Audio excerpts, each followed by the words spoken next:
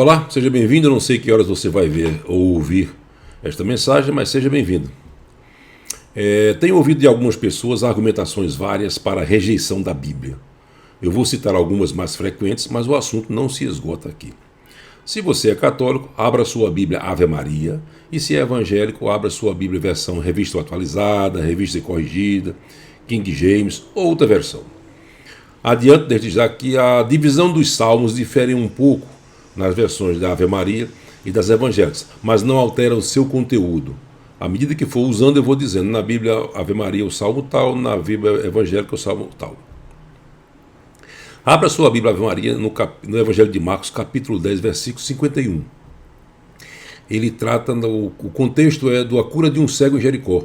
Jesus, tomando a palavra, perguntou-lhes: que querem que te faça, Raboni? Respondeu-lhe o cego: que eu veja. Ou seja, Jesus fez essa pergunta porque tem cego que não quer ver, tem pessoas doentes que não querem ficar curadas porque vão ter que trabalhar e assim por diante. De forma idêntica, existem pessoas que não querem enxergar a verdade contida na Bíblia, porque é tradição da família, é ser de uma determinada religião, porque não querem contrariar parentes ou cônjuges, para não perder benefícios, para não ser chamado de traidores, porque achar que está certo, ou então para não ver a verdade. A Bíblia não é difícil de entender, ela é difícil de aceitar, porque ela aponta os erros e os pecados dos homens. A Bíblia, na realidade, é ao mesmo tempo uma peça de acusação, ela aponta o pecado do homem, mas também uma peça de defesa. Ela mostra o caminho da absolvição destes pecados, apontados mediante o quê? A confissão destes pecados e o arrependimento genuíno. Não se esqueça do malfeitor penitente e crucificado junto a Jesus. Ele desmonta toda e qualquer argumentação antibíblica conhecida para a salvação, tais como: ele desmonta a teoria de que somente pode ser salvo se obtiver perdão de pecados mediante a confissão de pecados ao sacerdote. Ele desmonta também aquela teoria de que só pode ser salvo se for batizado. O batismo salva. Ele desmente que pode ser salvo somente se pertencer a uma igreja. Ele desmente a possibilidade de ser salvo porque dá esmolas. Ele desmente a possibilidade de ser salvo por fazer caridade. Ele desmente a possibilidade de ser salvo por celebrar missas. Ou seja, também desmente aquela teoria de passar um tempo indefinido no purgatório, a teoria da reencarnação, da metempsicose, da transmigração da alma, enfim. Aquele homem, aquele malfeitor penitente, desmonta tudo isso aí. Abra sua Bíblia Ave Maria em 2ª Carta a Timóteo, capítulo 3, versículo 16, que diz: toda a escritura é inspirada por Deus e útil para ensinar, para repreender, para corrigir, para formar. Ou seja, a Bíblia é toda inspirada por Deus. A 2ª Carta de Pedro também, capítulo 1, versículo 20 a 21, diz: antes de tudo saber que nenhuma profecia da Escritura é de interpretação pessoal. Homens inspirados pelo Espírito Santo falaram da parte de Deus. Essas duas passagens bíblicas nos mostram pelo menos duas coisas: que toda a Bíblia foi escrita sob a inspiração do Espírito Santo de Deus. E ela tem como finalidade repreender, corrigir e educar o homem.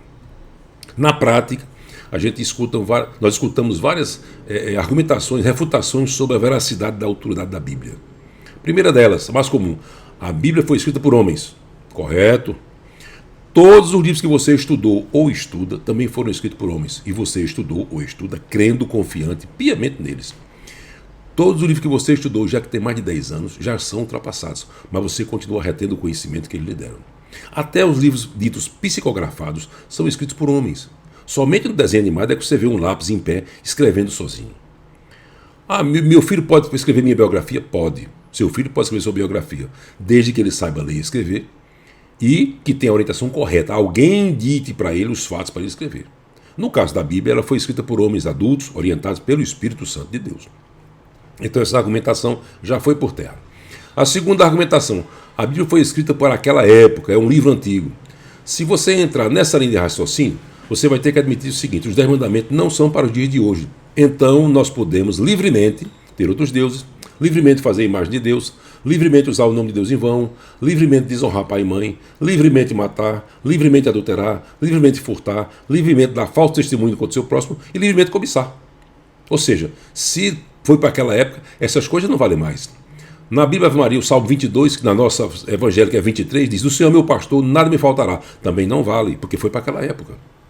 Mateus 11, 28 diz: vinde a mim, vós que estáis aflitos ou cansados sob o fardo, e eu vos aliviarei. Também não vale, foi para aquela época, não funciona mais. A ressurreição não seria para os nossos dias. nem para o futuro. Apocalipse não é uma revelação. Entenda que a Bíblia é um conjunto de normas para toda a humanidade sempre. Entenda que a Bíblia ela não contém a palavra de Deus, ela é exclusivamente palavra de Deus. Ela não pode ser mudada, não pode ser adaptada à cultura ou ser adaptada ao modo de pensar dominante no momento. O mundo e as culturas mudam de acordo com as conveniências. Muita coisa que antigamente era certa, hoje é errada e vice-versa. Marcos, capítulo 13, versículo 31, diz: passarão o céu e a terra, mas as minhas palavras não passarão. Tudo que está na Bíblia ou já se cumpriu, ou está se cumprindo, ou ainda vai se cumprir. Não tenha a menor dúvida sobre isso. O Salmo 22 foi escrito por Davi, 1000 anos antes de Cristo. O nascimento virginal de Jesus Cristo, escrito por Isaías, capítulo 7, versículo 14, 700 anos antes de Cristo. Esta ideia, que a Bíblia foi escrita para aquela época, impede que você desfrute de tudo que a Bíblia lhe garante. A salvação na eternidade, junto com Deus, e viva uma vida em abundância. Entenda que Jesus Cristo ressuscitou. Ele promete que mesmo morto, quem creu ou quem crê nele ressuscitará. João 11, 21 diz: eu sou a ressurreição e a vida, aquele que crê em mim, ainda que esteja morto, viverá. Então, essa teoria de que foi escrita para aquela época também já foi desmontada, tá certo? Vamos agora à terceira justificativa que as pessoas usam. As pessoas se tornam crentes porque fizeram muitas coisas erradas. Eu não estou nesse meio. Nós já falamos que todo ser humano é pecador.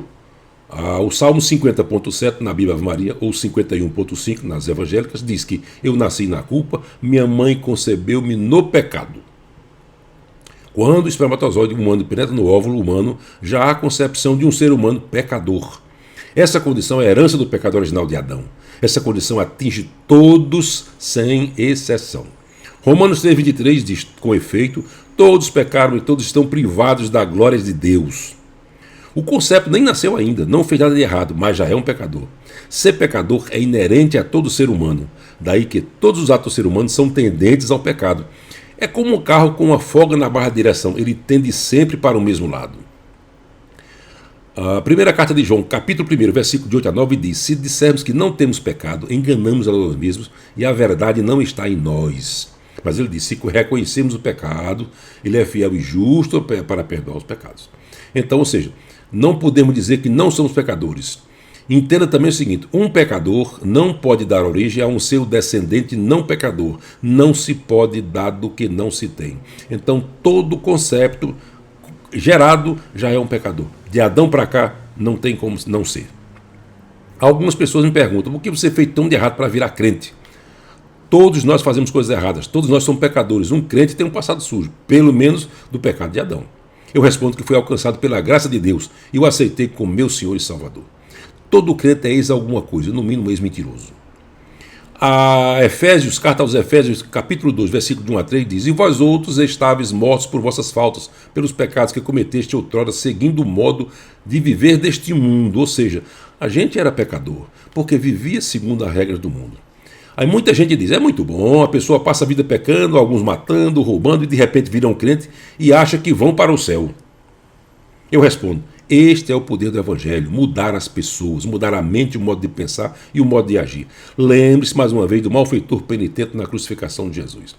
Pecadores como os acima citados, que cometeram todos esses crimes, saem da condição de pecadores intencionais, contumazes, para pecadores ocasionais. Pecamos todos os dias, mas procuramos não pecar.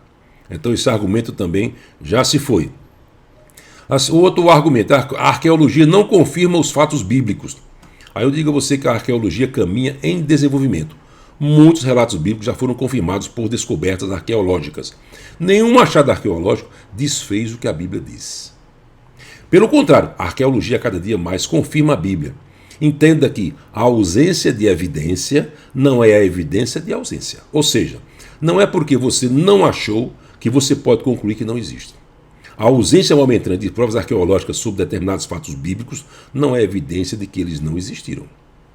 Ou seja, essa parte da arqueologia também já foi por terra. Tem até um astronauta que recentemente voltou do espaço e disse que Deus existe, Deus é criador. Ou seja, quem vai lá fora vê tudo aquilo, não tem como não reconhecer. Outro argumento: a existência do mal e o sofrimento do mundo são incompatíveis com um Deus que é bom e amoroso. Não nos esqueçamos que houve livre-arbítrio e hoje há livre-agência. Hoje não há mais livre-arbítrio, que é a capacidade de não ser pecador. Já falamos que todo mundo nasceu pecador. Salmo 50.7, na Bíblia Ave Maria, e 51.5. Deus abençoa com muitos bens a quem Ele quer, quando quer e como quer. Eclesiastes 5,18 diz: Deus dá ao homem bens e riqueza, lhe concede delas comer e delas tomar sua parte, e se alegrar do trabalho. Isto é um dom de Deus. Ele dá a quem Ele quer, como Ele quer, quando Ele quer. Muitas vezes, entenda que muitas vezes o sofrimento faz parte do plano de Deus. Lembremos José do Egito, Jó, Paulo, foram pessoas que, de certa forma, sofreram, mas fazia parte da pedagogia de Deus o sofrimento que eles estavam passando. Então essa argumentação também já foi desmontada. Outra argumentação: a Bíblia não fala dos dinossauros. Bom, eu vou lhe dizer que os dinossauros existiram sim. Suas ossadas petrificadas em vários sítios arqueológicos comprovam fartamente a sua existência e a sua extinção. Mas existem também outros animais que foram extintos e que a Bíblia também não fala. O mamute lanoso, o tigre-dente de sabre, o dodô, que é uma ave das Ilhas Maurício, extinto no século XVII, o moais, uma ave não voadora da Nova Zelândia, extinta no século XIV, o pássaro-elefante, outra ave não voadora da ilha de Madagascar, que foi extinta no século XVII. Sobre todos esses animais, são fartamente encontradas informações na internet. Aí eu lhe pergunto, em que o fato de não citar os dinossauros caracteriza a descreta palavra de Deus? Qual a importância dos dinossauros para a salvação do pecador? A Bíblia só oferece dois caminhos após a morte: o céu para quem aceita Jesus como seu Senhor e seu Salvador, e o inferno para quem detém dinossauros e outras refutações e não aceita Cristo como seu Senhor e Salvador. Ambas não dependem da existência e extinção de dinossauros. A escolha pessoal, intransferível, só pode ser feita em vida. Uma outra argumentação muito comum, e aqui até um certo ponto polêmico, é: a ciência não confirma a Bíblia, porque o relatado na Bíblia não pode ser repetido. Eu vou lhe dizer que, apesar de que os fatos bíblicos normalmente não podem ser refeitos, pense de forma diferente do citado acima. O homem é ligado à terra desde a sua criação. Ele foi formado do pó da terra, conforme Gênesis 2, versículo 7. O Senhor Deus formou, pois, o homem do barro da terra e inspirou nas narinas o sopro da vida. Ou o Senhor formou o seu do homem do pó da terra e sopou nas narinas o fôlego de vida, conforme a versão. Praticamente o homem tem na composição do seu corpo os mesmos elementos que existem no solo da terra, só que em quantidades diferentes. Praticamente tudo é ligado à terra: o ferro, ouro, diamante, barro, areia, cimento, pedras preciosas, cal, frutas, animais que se alimentam das ervas. Tudo vem da terra. Tudo. O animal se alimenta do que vem da terra. A volta ao pó da terra é determinada desde Gênesis 3,19, que diz assim: comerás o teu pão com o suor do teu rosto até que voltes à terra de que foste tirado, porque és pó e pó te hás de tornar, ou porque tu és pó e ao pó tornarás. Particularmente não tenho problema com essa argumentação, pois a ciência confirma a Bíblia, conforme está no anúncio do nascimento de Jesus. Se você abrir sua Bíblia em Mateus 1,18, capítulo 1, versículo 18 a 20, é o anúncio do nascimento de Jesus. E aí diz: eis como nasceu Jesus Cristo. Maria, sua mãe, estava desposada com José, antes de coabitar, e aconteceu que concebeu por virtude do Espírito Santo. Vai falando, e diz: enquanto assim pensava, versículo 20, enquanto assim pensava, eis que um anjo do Senhor lhe apareceu em sonho e disse: José, filho de Davi, não temas por receber Maria por tua esposa, pois o que nela foi concebido vem do Espírito Santo de Deus. A versão atualizada diz: pois o que nela foi gerado é do Espírito Santo de Deus. Nas duas versões, o destaque é o nela foi concebido. Não foi dela, foi nela. Quando você vai para o grego, você vai constatar a forma genenautos, ou seja, gerado em ela. No inglês, conceived in her. O nela é uma contração da preposição em e o pronome pessoal ela. Diferente do dela, apo autos, from her, ou seja, a contração da preposição de e o pronome pessoal dela. Respeito à posição de quem pensa diferente, mas a gravidez de Maria, na prática, foi a primeira fecundação, concepção extrauterina e colocada já pronta no ventre materno. Isto não diminui em nada a importância de Maria. A ciência hoje nos proporciona o processo de fertilização extrauterina, ou seja, um médico capta óvulos maternos e o junta com o espermatozoide do esposo ou vindo de um banco de sêmen, reproduzindo assim o que o Espírito Santo fez com Maria. Detalhe é que não houve, na gravidez de Maria não houve nem espermatozoide nem óvulo, foi implantado pelo Espírito Santo. Maria foi uma pessoa especial, como o próprio anjo anunciou. de todas as gerações irão tomar conhecimento de que ela foi uma pessoa especial, porque foi a pessoa que Deus escolheu para gestacionar o homem no qual o Verbo encarnou. Estão errados tantos evangélicos, alguns evangélicos, de pouco conhecimento, que dizem que ela foi uma mulher igual às demais. Deus não escolheu uma rainha ou uma autoridade, mas uma pessoa simples para ser a mulher que daria luz ao homem em que o Verbo seria encarnado. A grande maioria das pessoas que Deus escolheu eram pessoas simples, mas passaram a ser importantes porque foram escolhidas por Deus.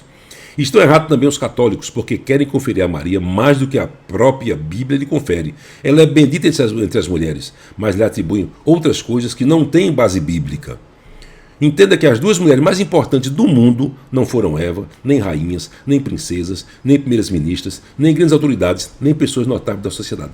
Mas foram o quê? Em primeiro lugar, Maria, por ser a escolhida para dar luz a Jesus. Em segundo lugar, Isabel, sua parenta, que deu a luz a João Batista, o precursor de Jesus. Nenhuma mulher foi mais importante do que essas duas. Jesus foi gerado pelo Espírito Santo de Deus. Não houve espermatozoide de José, nem óvulo de Maria. Se tivesse participação de espermatozoide ou de um óvulo, Jesus teria nascido pecador, porque depois de Adão, todos são concebidos de pecado, e um pecado não pode dar origem a um não pecador. Já falamos que o Salmo 51,5 diz: nasci na iniquidade, e em pecado me concebeu minha mãe. Romanos 3,23 diz: com efeito, todos pecaram, e todos estão privados da glória de Deus, contendo na Bíblia Ave Maria. A própria Maria se reconhece pecadora e se alegra em ter um Salvador. Abra sua Bíblia, Ave Maria, em Lucas, capítulo 1, versículo 46 a 47, que diz: e Maria disse: minha alma glorifica ao Senhor, e o meu espírito exulta de alegria em Deus, meu Salvador. Na versão atualizada diz: então disse Maria: minha alma engrandece o Senhor, e meu espírito se alegrou em Deus, meu Salvador. Ela reconhece que precisa de um Salvador. Voltando, a gravidez de Maria foi a primeira inseminação extrauterina, gerada pelo Espírito Santo de Deus, e a primeira cessão temporária de útero, ou útero de substituição, gestação de substituição. Um ovo fecundado, não sabe se forma de zigoto ou embrião, foi implantado nela. Aqui a ciência repete a Bíblia. Se você não concordar com isso, você está dizendo que o homem de hoje pode fazer uma coisa que Deus não teve capacidade de fazer. Se você argumentar isso, não concordar com isso aí, você está dizendo que o homem hoje pode implantar um embrião fecundado fora do corpo de uma mulher, mas o Criador, Deus, não teve essa capacidade. Você está dizendo que o homem de hoje é maior do que o Deus Criador. Se você pensar desta forma, precisa lembrar que você está incorrendo no único pecado que não tem perdão: a blasfêmia contra o Espírito Santo de Deus. É uma afronta, é um ataque, é um insulto, é uma ofensa, é um ultraje ao Deus Criador, é negar a soberania e a glória de Deus, expressa uma rejeição arrogante da majestade ou da autoridade de Deus. A blasfêmia lança desprezo sobre a providência de Deus, sobre a palavra de Deus ou sobre as obras de Deus. O problema da religião católica romana é que ela impõe domínio pelo medo. Ela cria dogmas verdadeiros, ou seja, não tem base bíblica. O dogma falso é aquele que está na Bíblia, o dogma verdadeiro é aquele que não tem base bíblica. Ela afirma sem base bíblica que quem duvidar ou questionar um dogma é um herege e estará no inferno. Volta a lembrar aquele malfeitor penitente crucificado no Senhor Jesus. O dogma é algo que é empurrado de goela abaixo. Os dogmas verdadeiros são obrigatoriamente antibíblicos. Os dogmas verdadeiros são obrigatoriamente contrários ao que a Bíblia diz. Os dogmas são decisões puramente humanas que tentam se sobrepor à Bíblia. Ela coloca o homem que faz o dogma maior do que Deus. Sobre os dogmas da igreja, veja outras mensagens sobre esse assunto. Outra argumentação: a Bíblia está errada. O que é que Jesus disse? Abra sua Bíblia, Ave Maria, no Mateus 22, 29, diz: errais, não compreendendo as Escrituras, nem o poder de Deus. Ou, na atualizada, errais, não conhecendo as Escrituras, nem o poder de Deus. A segunda carta a Timóteo, capítulo 3, versículo 16, diz: toda a Escritura é inspirada por Deus e útil para ensinar, para repreender, para corrigir. A Bíblia é como um contrato. Ou ela está certa ou ela está errada. Não há meio termo, tipo mais ou menos certo, mais ou menos errada. Se na sua mente a Bíblia está errada, eu digo que ela está certa. Então temos 50% de possibilidade para a minha opinião e 50% para a sua. Aí eu pergunto: você arriscaria voar num avião que tivesse 50% de chance de chegar ao seu destino? Ah, mas tem grandes correntes de vento no trajeto. Você embarcaria nessas condições, confiando numa corrente de vento? Não. Você arriscaria saltar de um paraquedas que lhe desse 50% de chance de abrir? Esse paraquedas tem 50% de chance de abrir. Você saltaria com ele? Não. Você entraria num negócio com 50% de chance de dar errado? Também não. Aí eu pergunto: você vai arriscar passar a sua eternidade longe de Deus? Tá certo? Outra argumentação: eu não acredito na Bíblia. Ponto. Aí eu vou ter uma notícia ruim para você. Este é um problema somente seu. João capítulo 3, versículo 18 diz: quem nele crê não é condenado, mas quem não crê já está condenado, porque não crê no nome do Filho único de Deus. O que não crê já está julgado, porque não crê no Filho de Deus, na versão atualizada. João 5,24 diz: em verdade eu vos digo que quem ouviu minha palavra e crê naquele que me enviou tem a vida eterna e não incorre em condenação, mas passou da morte para a vida. Você tem a escolha de dar certo ou do errado. A decisão é total e exclusivamente sua. Ninguém pode fazer por você. A Bíblia se cumpre independentemente de você crer ou não. A lei da gravidade: se você não acreditar na lei da gravidade e cair ou pular ou desfandar, vai morrer não acreditando. Da mesma forma, se você não acreditar na Bíblia, vai sofrer as consequências de não obedecer. A principal delas, a consequência é estar sob a ira de Deus. Entenda que a credibilidade, a autoridade da Bíblia não aumenta ou diminui a depender de que pessoas creiam ou não. Ou seja, a credibilidade e a autoridade dela não depende se muitas pessoas creem ou não. Isso não existe. Quem crê está no lucro, vai ter vida em abundância. Quem não crê já está no prejuízo, debaixo da lei de Deus e separado dele eternamente. Volto a dizer que a Bíblia não é difícil de entender, é difícil de aceitar, porque ela aponta os erros e os pecados dos homens. O destino seu tem duas possibilidades. Abra em Eclesiastes 9, versículos 5 a 6. Não é eclesiástico, é Eclesiastes. Salmos, Provérbios e Eclesiastes, logo depois de Provérbios. Diz assim: com efeito os vivos sabem que hão de morrer, mas os mortos de nada sabem. Não terão mais parte alguma para o futuro no que se faz debaixo do sol. Morreu, não tem participação nenhuma no que está aqui. Entenda que a morte, o juízo da eternidade, não são fantasias, mas realidades severas. Arranje tempo para pensar nelas. Eclesiastes ainda, 7 capítulo, versículo 2 diz: melhor ir à casa onde há luto do que à casa onde há banquete, pois naquela, do luto, se vê o fim de todos os homens, e os vivos que tomem em consideração. Não é para você ficar estressado, vou morrer, preocupado, não. Apenas você tem que lembrar. Cada velório que você vai olhar o seguinte: tem alguém deitado e você está em pé. Mas um dia você pode estar deitado ali, vai estar deitado ali, e as pessoas vão estar em pé ao seu redor. E o que está deitado não interfere mais nada no que se passa aqui. Gênesis 3,19 diz: no suor do teu rosto comerás o teu pão até que tornes a terra, pois dela fosse formado, porque tu és pó e ao pó tornarás. Diante de tudo isso, estamos diante de duas possibilidades. A Bíblia pode estar certa ou pode estar errada. Se a Bíblia estiver certa, os crentes herdarão a salvação pela ressurreição para a vida eterna no céu. Romanos 10,9 diz: se com tua boca confessares Jesus como Senhor e em teu coração creres que Deus o ressuscitou dentre os mortos, serás salvo. João 11,25 diz: disse-lhe Jesus: eu sou a ressurreição e a vida. Quem crê em mim, ainda que morra, viverá. Então, se a Bíblia estiver certa, os crentes vão herdar a salvação pela ressurreição. E os descrentes herdarão a condenação pela ressurreição para a vida eterna no inferno com Satanás. João 3,17, 18 diz: porquanto Deus enviou o seu Filho ao mundo, não para que julgasse o mundo, mas para que o mundo fosse salvo por ele. Quem nele crê, Jesus, não é julgado. O que não crê já está julgado, porquanto não crê no nome do unigênito de Deus. O não crê já é a condenação no inferno. A outra possibilidade de se abrir tivesse errada. Os descrentes de Jesus iriam para o céu, mas somente após passar um tempo que ninguém pode definir do purgatório, que na realidade não existe, nem nas Bíblias católicas, nem nas evangélicas. Pode ser que você encontre alguma coisa nas notas de rodapé, mas no texto bíblico não existe a palavra purgatório. E os crentes em Jesus também iriam para o céu, mas não perderiam nada, apenas deixaram de ver um estilo de vida mais liberal, com muita bebida, sexo livre, droga, desonestidade, etc. O que a Bíblia diz para os descrentes: quem não confessou Jesus como Salvador após a morte, há um juízo. Hebreus 9,27 diz: assim como nós vamos estar ordenados a morrer uma só vez, vindo depois disso o juízo. Então, ela diz claramente que haverá um juízo. O que é que ela diz para os crentes? Aqueles que confessaram Jesus como Salvador, eles não entrarão no juízo. 1 Coríntios 15,19 diz: se é só para essa vida que temos colocado nossa esperança, somos todos os homens mais dignos de lástima. Romanos 8,1 diz: de agora em diante já não há nenhuma condenação para aqueles que estão em Cristo. Então não há condenação para quem está em Cristo.